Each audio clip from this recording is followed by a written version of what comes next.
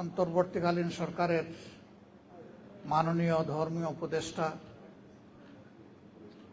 বিশিষ্ট ইসলামী স্কলার, শিক্ষাবিদ, সমাজসেবক জনাব ডক্টর আফম খালিদ হুসাইন, প্রবন্ধ উপস্থাপক, স্বনামধন্য শিক্ষা প্রতিষ্ঠান চট্টগ্রাম বিশ্ববিদ্যালয় আরবি বিভাগের সম্মানিত অধ্যাপক, প্রথিত যশা শিক্ষাবিদ জনাব আহকুম আব্দুল কাদের, মঞ্চে বসা সম্মানিত অতিথিবৃন্দ, নেতৃবৃন্দ, সেমিনারে উপস্থিত সুধীমণ্ডলী, সাংবাদিক বন্ধুগণ, আমি কৃতজ্ঞতা আদায় করছি এই সেমিনারে আমাকে হাজির হওয়ার জন্য আহ্বান যারা জানিয়েছেন, সুযোগ করে দিয়েছেন তাদের ধরে, এবং সর্বোপরি কৃতজ্ঞতা আদায় করছি মহান আল্লাহ তাআলার দরবারে, যিনি আপনাদের সামনে আমাকে দাঁড়ানোর তৌফিক দান করেছেন। আলহামদুলিল্লাহ।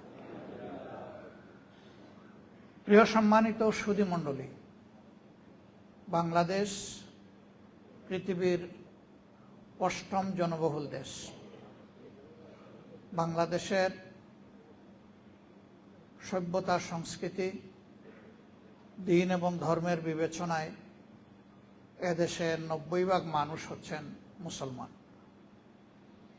বাকি 10% মধ্যে রয়েছেন হিন্দু, বৌদ্ধ এবং খ্রিস্টান জনগোষ্ঠী।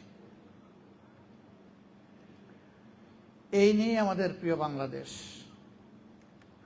যেখানে 90% মানুষ মুসলমান, স্বাভাবিকভাবেই এখানে ইসলামী আখলাকের প্রতিফলন ঘটবে, সেটাই তো হওয়ার কথা ছিল। কিন্তু আমাদের প্রধান আলোচক আজকে বলে গেলেন আমরা দুনিয়া একটা অপমানিত, অবহেলিত, উপেক্ষিত জাতি, এবং তিনি যথার্থই বলেছেন। বর্তমান বিশ্বে একটা জাতির সম্মানের মানদণ্ড হচ্ছে তার ট্রাভেলিং ডকুমেন্ট বা পাসপোর্ট। যে দেশের পাসপোর্ট যত বেশি শক্তিশালী ধরে নেওয়া হয়, সেই দেশের মানুষ ততটাই সভ্য এবং মানবিক।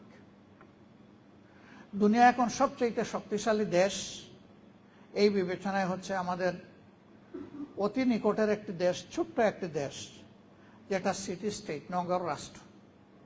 আমাদের 1-1.5টা উপজেলার মতো যার আয়তন, সিঙ্গাপুর। আর আমাদের তালিকা না বললেই ভালো, খুবই হতাশাজনক।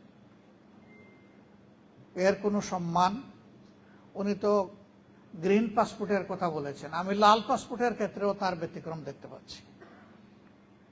আমি নিজেই ভুক্তভোগী। কার জন্য? নিশ্চয়ই আমাদের চারিত্রিক বৈশিষ্ট্যের জন্য। 55 বছরে দেশটি স্বাধীন হওয়ার পরে আস্তে আস্তে তো আগাবে, কিন্তু আমরা গিয়ে দাঁড়ালাম কোথায়? এই কিছুদিন আগেও এদেশের যিনি দুর্দান্ত শাসক ছিলেন, তিনি নিজে পালিয়ে গেলেন। তিনি নিজে পালাবার আগে পরিবারের সকল আত্মীয় স্বজনকে পালানোর সুযোগ করে দিলেন, এবং তিনি যখন পালিয়ে গেলেন, এত দুর্ভাগা জাতি, জাতীয় মসজিদের খতিব পর্যন্ত পালিয়ে গেলেন। তার মন্ত্রী পরিষদের সদস্যরা খালে বিলে পালানোর চেষ্টা করলেন। দুনিয়ায় মানুষের আশ্রয়ের 2টি জায়গা, অসুস্থ হলে হাসপাতাল, নির্যাতিত হলে বিচার বিভাগ। সেই বিচার বিভাগের সর্বোচ্চ স্তর হচ্ছে আপিলেট ডিভিশন।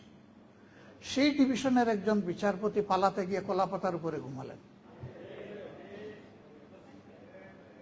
90% মুসলমানের দেশে অমানবিকভাবে আয়নাগর তৈরি করা হলো। জুলাই জাদুঘর, স্মৃতি জাদুঘর যারা দেখেছেন তারা তার দামি রূপটা দেখতে পাবেন। বাস্তব রূপ ছিল তার চাইতেও কঠিন। কবরের সাইজের একটা ঘর, সেই ঘরের মধ্যে তার ঘুমানো, শোয়া, বসা, নামাজ আদায় করা, গোসল, খাওয়া, সবকিছু, পেশাব পায়খানা ওইখানেই। এখান থেকে কাউকে বের হতে দেওয়া হতো না। এখানে তার দামি কিছু প্রেজেন্টেশন রাখা হয়েছে, আমি মনে করি যারা সচেতন নাগরিক তাদের প্রত্যেকের এই জাদুঘর ভিজিট করা উচিত। কিন্তু দুর্ভাগ্য, অন্তর্বর্তীকালীন সরকারের সময় জাতির দুঃখের ঘটনাগুলোকে এখানে তুলে ধরা হয়েছিল। বিশেষ একটি দেশকে, রাষ্ট্রকে খুশি করার জন্য তার অনেক উপাদান এখান থেকে গায়েব করে দেওয়া হয়েছে।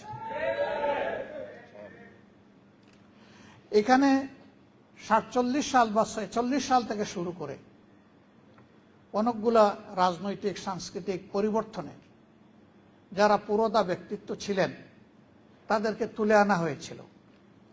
এর অনেক কিছু এখন গায়েব করে ফেলা হয়েছে নির্বাচিত সরকারের হাতে যখন আসছে। অনেক নির্যাতিত মানুষ, তাদের স্মৃতিচিহ্ন ছবিগুলো ওখানে ছিল। একটি নির্দিষ্ট দলের লোকদের স্মৃতি রেখে বাকিগুলা গায়েব করে ফেলা হয়েছে। আপনারা সেই সময় ইসলামী ছাত্র শিবিরের কেন্দ্রীয় সভাপতি দেলার হোসেনের কথা জানেন, যে প্রায় 200 দিন যাকে রিমান্ডে নেওয়া হয়েছিল, তার উপর কিনা অত্যাচার করা হয়েছে।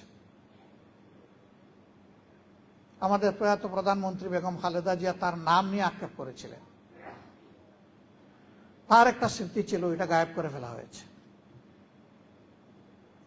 সীমান্তে ফেলানিকে অমানবিকভাবে ঝুলিয়ে হত্যা করা হয়েছিল, ওই স্মৃতিটা গায়েব করে ফেলা হয়েছে। এটি ভালো লক্ষণ নয়। ক্ষমতায় যারা আসে আইসেই বলে ইতিহাস বিকৃতি করা হয়েছে, কিন্তু এ পর্যন্ত বাংলাদেশের ইতিহাস বলে সবাই ইতিহাস বিকৃতির নায়ক ছিল। এই অপকর্ম থেকে কেউ বের হতে পারেনি। একটা মুসলমানের দেশে চিন্তা করা যায় যে মানুষকে ধরে নিয়ে গায়েব করা হবে বছরের পর বছর, তিনি নিজেও জানবেন না কোথায় আছেন, আপনজন জানবেন না তিনি বেঁচে আছেন কিনা। সেই কাণ্ড কারখানা এই দেশে করা হয়েছে। এরা এতটাই অপরাধী ছিল যে দেশের বুকে তারা স্থির থাকার সাহস করতে পারেনি। এই জন্যই তো তারা পালিয়ে গেছে। আর দুনিয়ার ইতিহাস বলে একবার যারা অপকর্মের দায় নিয়ে পালিয়ে যায় তারা আর ফিরে আসতে পারে না। কোনো ইতিহাস নাই। বাংলাদেশে এখন সেই ন্যারেটিভ তৈরি করার জন্য পরিকল্পিতভাবে ফ্যাসিস্টদের যারা দূষর তারা এখন নেমে পড়েছে। আমরা তাদেরকে বলি, 24-এ যে মানুষগুলো জেগে উঠেছিল তারা সবাই মারা যায়নি, তারা ঘুমিয়ে পড়েনি, তারা সজাগ দৃষ্টিতে সব কিছু প্রত্যক্ষ করছে।